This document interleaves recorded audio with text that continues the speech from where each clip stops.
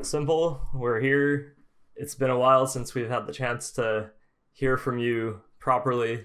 You've been a little bit away from the pro scene. We talked to you at the award show a little bit, but not a lot that we've been able to find out about how you've been doing. So, first of all, just tell me how have you been not super active around the pro scene for a while? Um, I'm okay. I mean, I'm fixing a lot of things outside of Counter-Strike. Uh, of course, I miss competitive Counter-Strike and I watch every game of CS. But yeah, this break was needed. Tell me about that break. You've been away for so long. What have you been doing? Doing documents so I can officially stay in Europe. Uh, Living already for 8 or 9 months here in Warsaw in Poland. So basically just uh, learning a new city and yeah, and just chilling from CS. Back when you missed Sydney, there were some issues with your papers and about staying in Europe. Has that been resolved then? Yes, of course. Yeah. So during this time, you've been working on this project that you've hinted towards a couple of times. It was also in your recent vlog. Can you tell me about what you're working on with this and what exactly we can expect to see from it? Yeah, so basically our project is Counter-Strike courses. So everyone who wants to play better CS, not only competitive, but playing with friends or trying to find team or just maybe to learn something new from me, we'll have this opportunity. So we will provide a lot of tools and techniques so the players can succeed in CS. What does that actually mean in terms of what somebody could get from the courses? Because how does it differ from just watching a YouTube video on, how to play the game? So first of all, I will share all my knowledge and all my experience that I got from 2013. And basically back in the days, it was much harder um, to gain all this experience because everything was different, and now it's a new decade, and now there's a lot more opportunities to share. But yeah, we'll provide a deeper understanding of game.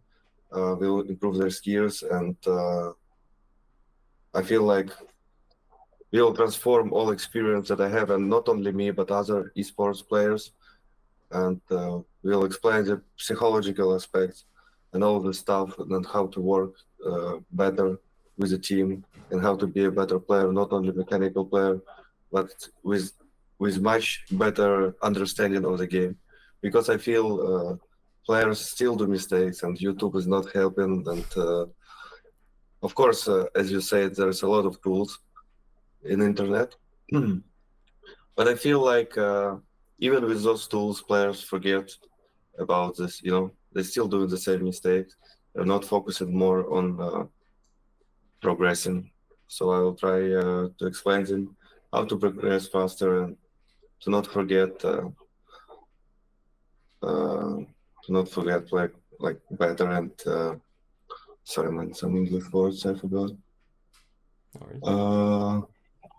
Yeah, so basically yeah. So is it individualized coaching from you? Yes, yes. Okay. And then for something like that, it obviously takes a lot of time. Does that mean that it'll take away time from you potentially being on a pro team or returning to competition? I feel like I feel like my break and the project was really good timing, and I've been doing a lot of work with this break, and that's gonna be a first part of this project. And definitely when I come back in competitive, I feel like I will still be able to do this project on my free time. Like first of all, the most important is to record those lessons. That's what we've been doing since I took a break. I don't think it will distract me from playing competitive. Touching on the time away and how much effort you've put into this project, were you basically entirely unfocused on CS2 during that period? Yes, definitely. I mean, I've been watching all Tier 1 games, like every Tier 1 tournament, and just to be in meta. So I can see how players plays, how team plays. But besides that, of course, I took a time out from playing CS just to make this project even bigger. So I put a lot of time. Yeah, I mean, your question is like, you just stop playing CS, right, while doing this project? Yeah. I mean, I'm still playing, but not like before. As you can see, I'm not streaming as much as I did before because there have been a lot of things to do about this project. Sorry, No worries. to quit from Discord. Yes. Coming back into playing the game a little bit, like you had this tournament that you played for Falcons briefly. Did you find it difficult to transition back into the game? Yes, I mean, I was a bit nervous because it was my first official since October, since we lost the finals against Mouse in the Super League. But overall, we had like only 4 days of preparation, and I felt like we fucked up a bit with our map pool with overpass pick. And yeah, I mean, sometimes it happened, and of course, to be in really good shape, you need to play more and more. And it's not only 4 days of practice with team. That's a boot camps. It's prevalent that like fixing all the small details, especially if you have a brand new roster. With that, when you stopped playing CS, or when you stopped playing CS and you took a break from the game, back then you said that you weren't really a fan of the game. Obviously, there have been a bunch of updates and some stuff has changed. How do you feel about it now and kind of the state of the game? It's better, especially when they did a jump fix after the major. I don't know why they couldn't do this before the major, but as you can see, it was a bit random on some maps, on some positions. And yeah, I mean, same with CSGO when it just came up in 2012. It will, in some point, it will be better and better, and we'll be back in CSGO, a stable game. For the time that you've played it now, does it feel like it's gotten close to that level, or are you still not really feeling fully invested in the game? I mean, I still feel they can do much more about this game, especially like, especially if one of the examples is anti-cheat, right? So what is this? No one can play Premiere because of a lot of cheaters, and nothing is fixing. Considering you're making a course on how to play Counter-Strike and to help players get better, when you haven't been playing Counter-Strike 2 as much and haven't been playing in a professional team for the new game as much, how do you see yourself being able to coach players and help them in a title that you haven't played as much professionally in? No, nothing has changed. Nothing has changed. It just smokes, and yeah, it's just a smokes. Understanding of game is still the same, and I feel like this understanding of game and how to make the right decisions is not only in CS but in other games as well, like clutch situations, for example. I feel like in Valorant or even in Rainbow Six, it's basically the same. The decision making and reading your opponents and using the right mechanic in game allow you to win those crazy clutches. And that's my main point, to let people understand how to outplay your opponent, how to read your opponents in game, how to be one step ahead. Same with rotations and all of this stuff. You say not much has changed. There are, for example, like you mentioned, the changes with the smokes and with some of the different the ways that grenades interact with them and whatnot. Uh, with this brief stint that you had on Falcons, and now that you're playing the game a bit more, how are you feeling about the game? How the way the game plays compared to before? Uh, I feel it's the same, to be honest. I actually feel like the thing with smoke and smoke in Molotov, so you can go right behind smoke and you can still stay between smoke and Molotov. Yeah, That's the Sponge main, calls it edging. yes, agent. That's the main like difference between CSGO and CS2. Everything else the same. And of course, like the movement, they fix like the jump bugs and all this stuff, but eventually it will be better like in CSGO, I'm pretty sure. And as we can see, they did the update to fix it, but I still feel there's gonna be some new bugs that they need to remove. But overall, as I said, it's only smokes and molotovs, and yeah, blowing up smokes, edging. You said, yeah, Yes, yeah, edging. yeah.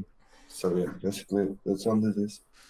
So if everything is the same or a lot of it feels the same, does that mean that you're gonna come back? Are you gonna make a full return to professional Counter Strike now? Oh, it's as Blade said, it's a secret. Nobody know, no one know. It's everything depends on details. Everything depends on results. As you can see now, you won major, so some plans has changed. Everything depends on who ready to pay buyout. Everything depends on what other professional players will be able, and we need to wait for player break, I guess, because usually before the roster change was right after the major. But right now, I feel there's a season, and you need to wait for the end of the season. Yeah, we haven't seen too many changes come in, even though a lot of teams were waiting to make changes after the first CS2 major. So it seems like we're waiting for the break even for news about you. Is that right? Yes, yes. I mean, right now it's a really good contract, and organizations don't want to sell players. So yeah. You say organizations don't want to sell players. Are you including yourself in that? No, no. I'm telling like about other teams, because when you're a sell player, you need to find replacement for him, and sometimes it's really hard to do this. You mentioned that Navi won the major and so plans changed. What do you mean? Oh, it will be a secret. Oh, that's a secret too. Yeah, of course. Everything what's happening around Navi is a secret. I think when Blade said that it was a secret when we asked him about s1mple, he said it's a secret only s1mple knows. Yeah, yeah, that's a secret only Blade knows. All right. In that case, though, with that major win that Navi had, can you tell me about how you felt watching the team win without you?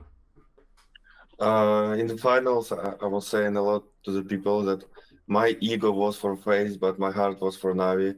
And before the start of first map, I decided to cheer for Navi, and that was a bit nervous, when they played the major final.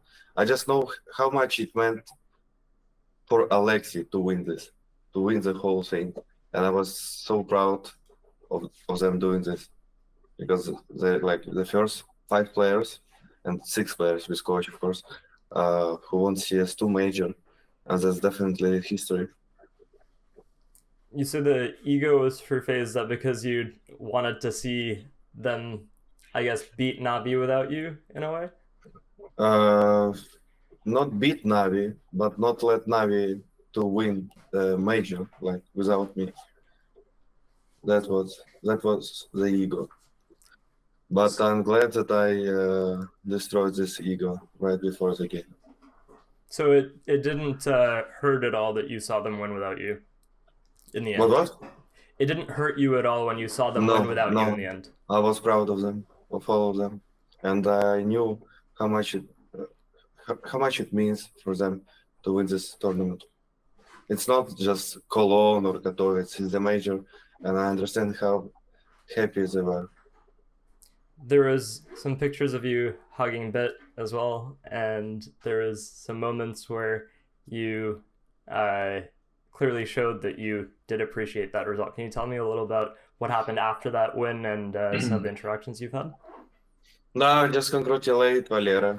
He was he was a bit shocked with the way how they destroyed them, and I was just proud that he's the first one Ukrainian player who won 2 majors in 2 different games.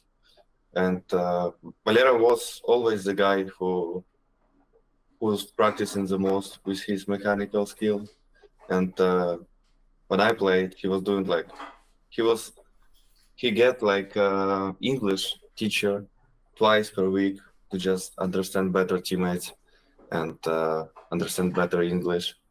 And I understood how much work he put into it, and I was so happy for him. For you, with that international transition that Navi had, it seemed like the transition happened and you played for a very little amount of time with that roster, and then you ended up leaving. What was it like for you to communicate in English in a team, and how does that kind of tie into your potential comeback? No, that was easy to communicate with them. Yeah. Just for the they were new for me, like Ima, Alexi, and Yusti. They were new for me, and that was interesting to know each other, like what they like to do, what is their mood. Like as you can see, Yusti likes to say hi to camera and die during the round. So yeah, sometimes I don't appreciate it, and I was telling it to him. So yeah, overall like this. Yeah.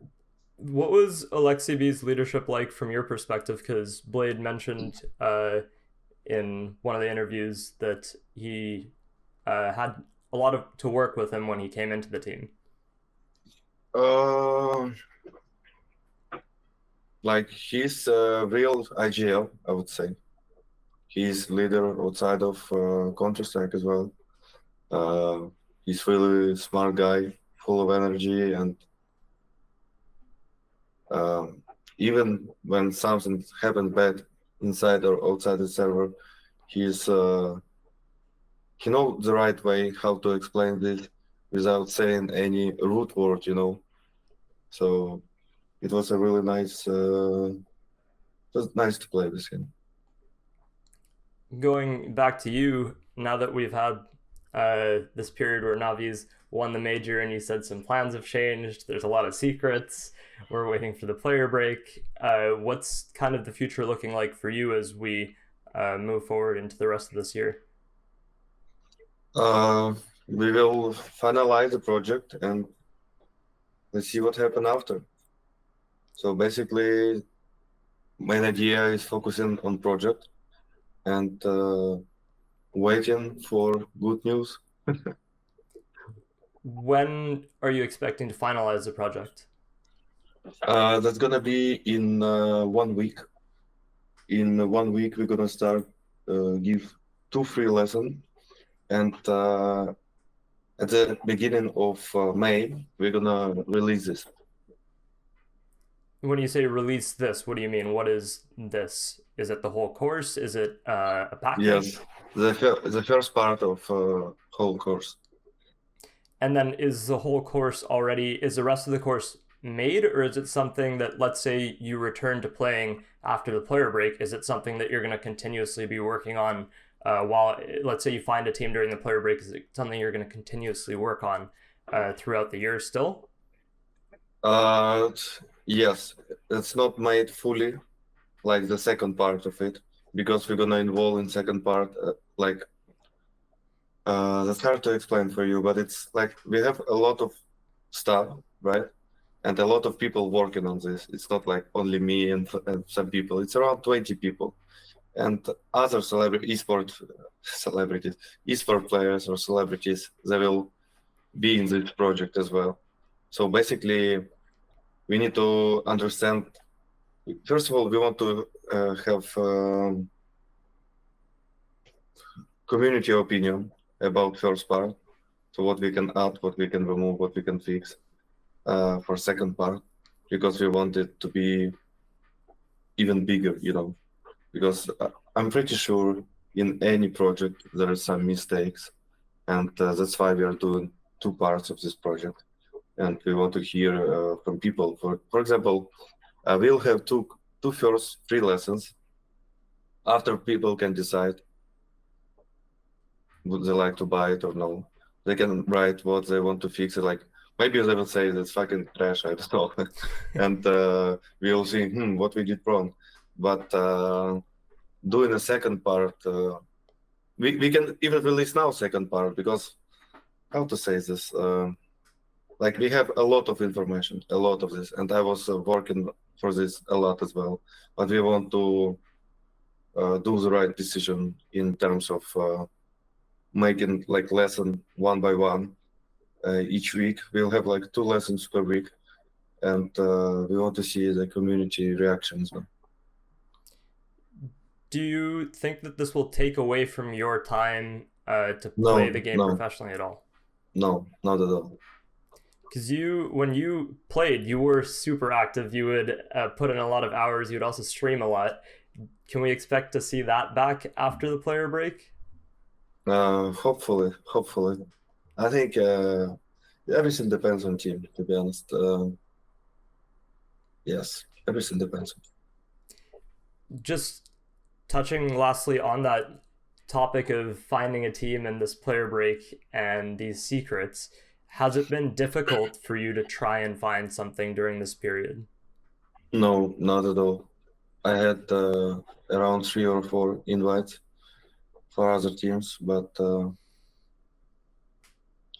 some teams are not that good, to be honest. Some teams don't have enough money, so yeah, everything depends. Everything depends on team and roster behind it, because I want to have a system, and if there is no system, I want to try to build a system, but with right people. What kind of system are you looking for?